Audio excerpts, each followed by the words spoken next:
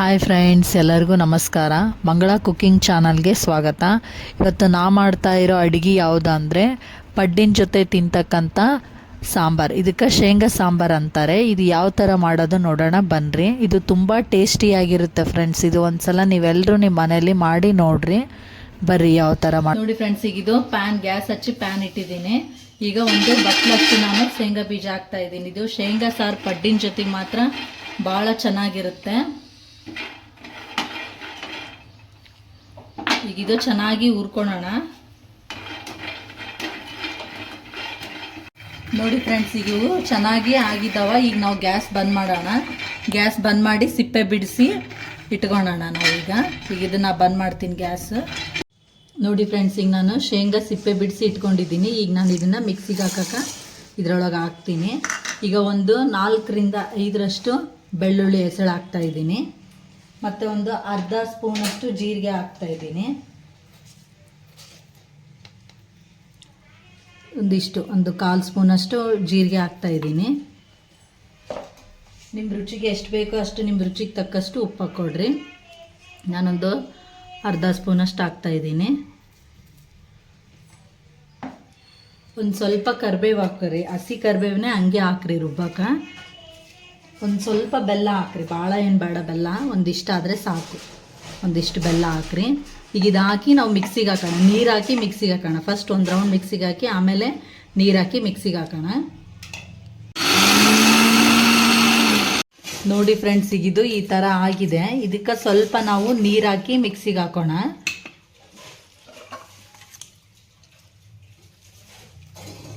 ಸ್ವಲ್ಪ ನೀರು ಸಾಕು. ಈಗ ನಾವು ಮತ್ತೆ ಮಿಕ್ಸಿಗೆ ಹಾಕೋಣ ಇದನ್ನು.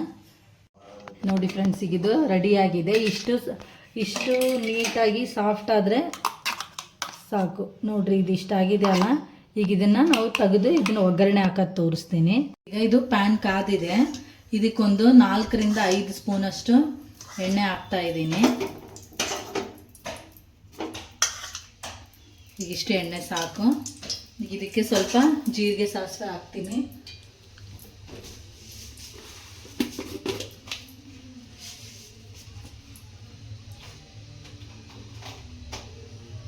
ಈಗ ಸ್ವಲ್ಪ ಜೀರಿಗೆ ಸಾಸಿವೆ ಹಾಕ್ತೀನಿ.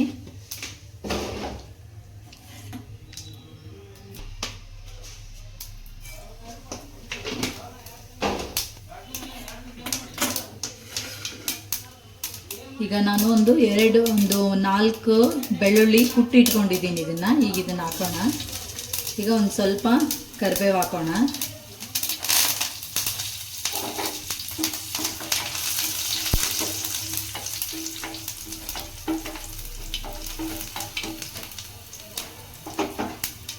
ಈಗ ನಾನು ಒಂದು ಎರಡು ಹಸಿಮೆಣ್ಸಿನ್ಕಾಯಿ ಹೆಚ್ಚಿಟ್ಕೊಂಡಿದ್ದೀನಿ. ಸಣ್ಣಗೆ ಯಾವುದೇ ಆಗಲಿ ಈರುಳ್ಳಿ ಮತ್ತು ಹಸಿಮೆಣ್ಸಿನ್ಕಾಯಿನ ಸಣ್ಣಗೆ ಹೆಚ್ಚಿಟ್ಕೊಳ್ರಿ. ಈಗ ನಾನು ಇವನ್ನ ಹಾಕ್ತಾ ಇದ್ದೀನಿ ಮತ್ತು ಈರುಳ್ಳಿನೂ ಹಾಕ್ತಾ ಇದ್ದೀನಿ. ಇದು ಚೆನ್ನಾಗಿ ಫ್ರೈ ಮಾಡಬೇಕು ಇದನ್ನು.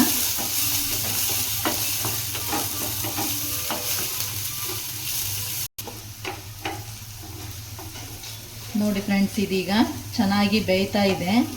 ಈಗ ಇದರಲ್ಲೇ ಒಂದು ಚಿಟಿಕೆಯಷ್ಟು ಅರಿಶಿನ ಹಾಕ್ರಿ. ಉಪ್ಪಿಗೆ ಆಲ್ರೆಡಿ ಹಾಕಿದ್ದೀವಿ. ಸುಮ್ಮನೆ ಒಂದು ಸ್ವಲ್ಪ ಐತೆ ಇಲ್ಲ ಅನ್ನಷ್ಟು ಒಂದು ಚಿಟಿಕೆಯಷ್ಟು ಮಾತ್ರ ಉಪ್ಪು ಹಾಕ್ರಿ. ಒಂದು ಕಟ್ ಮಾಡಿ. ನೋಡಿ ಫ್ರೆಂಡ್ಸ್, ಇದು ಈ ಥರನೇ ಪೂರ್ತಿಯಾಗಿ ಬೇಯಬೇಕು.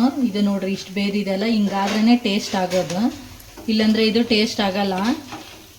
ಈಗ ಇದಕ್ಕೆ ನಾನು ಒಂದು ಚಿಟಿಕೆಯಷ್ಟು ಅರಿಶಿನ ಹಾಕ್ತೀನಿ. ನಿಮ್ಗೆ ಇಷ್ಟ ಇದ್ದರೆ ಅರಿಶಿನ ಹಾಕ್ಕೋಬೋದು ಫ್ರೆಂಡ್ಸ್, ಇಲ್ಲಾಂದರೆ ಅರಿಶಿನ ಹಾಕ್ಲಾರ್ದನೂ ಮಾಡ್ಬೋದು. ಒಂದು ಚಿಟಿಕೆಯಷ್ಟು ಸಾಕು. ಸುಮ್ಮನೆ ಒಂದು ಚಿಟಿಕೆಯಷ್ಟು ಮಾತ್ರ ಉಪ್ಪು ಹಾಕ್ತಾ ಇದ್ದೀನಿ, ಯಾಕಂದರೆ ಇದಕ್ಕೆ ಈರುಳ್ಳಿ ಹಾಕಿದ್ದೀವಲ್ಲ, ಇದು ಚೆನ್ನಾಗಿ ಬೇಯ್ದಿರಲಿ ಅಂತ. ಚೆನ್ನಾಗಿ ಬೆಂದರೆ ಟೇಸ್ಟ್ ಚೆನ್ನಾಗಿ ಬರುತ್ತೆ. ಈಗ ಇದಾಗಿದೆ ಅಲ್ಲ, ಇದನ್ನು ನಾನು ಆಫ್ ಮಾಡ್ತೀನಿ. ಆಫ್ ಮಾಡಿ ಅದು ಏನು ಈಗ ಶೇಂಗಾ ನಾವು ರುಬ್ಬಿರೋ ಪೇಸ್ಟ್ ಇದೆಯಲ್ಲ, ಅದನ್ನು ಹಾಕೋಣ. ಅದು ಹಾಕಿದ್ಮೇಲೆ ಕುದಿಸೋ ಅವಶ್ಯಕತೆ ಇರೋಲ್ಲ. ಈಗ ನಾನು ಗ್ಯಾಸ್ ಆಫ್ ಮಾಡ್ತಾ ಇದ್ದೀನಿ. ನೋಡಿ ಫ್ರೆಂಡ್ಸ್, ಈಗಿದು ನಾನು ಬೇಯಿಸಿರೋದೆಲ್ಲ ತಣ್ಣಗಾಗಿದೆ. ಈಗ ಇದೇನು ನಾವು ಮಿಕ್ಸಿಗೆ ರುಬ್ಬಿದ್ವಲ್ಲ, ಇದಕ್ಕೆ ಸ್ವಲ್ಪ ನೀರು ಹಾಕಿ ನಾನು ಕಲಿಸ್ಕೊಂಡು ಇಟ್ಕೊಂಡಿದ್ದೀನಿ. ಈಗ ಇದನ್ನು ಇದರಲ್ಲಿ ಹಾಕೋಣ.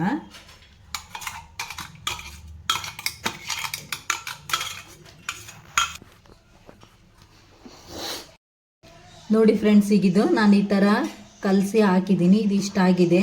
ನಿಮ್ಗೆ ಇಷ್ಟೇ ಹದದಲ್ಲಿದ್ದರೆ ಚೆನ್ನಾಗಿರುತ್ತೆ. ಪೂರ ಗಟ್ಟಿ ಆದ್ರೂ ಚೆನ್ನಾಗಿ ಅನ್ಸಲ್ಲ, ಪೂರ ನೀರಾದ್ರೂ ಚೆನ್ನಾಗಿ ಅನ್ಸಲ್ಲ. ಈ ಥರ ನೀವು ಶೇಂಗಾ ಸಾರು ಮಾಡಿಕೊಂಡು ಪಡ್ಡಿನ ಜೊತೆ ತಿಂದರೆ ಭಾಳ ಟೇಸ್ಟಿಯಾಗಿರುತ್ತೆ. ಆಮೇಲೆ ಈ ಕಡೆ ನಮ್ಮ ಉತ್ತರ ಕರ್ನಾಟಕ ಜನ ಎಲ್ಲ ಭಾಳ ಆ್ಯಸಿಡಿಟಿ ಅಂತ ಭಾಳ ಒದ್ದಾಡ್ತಾರೆ.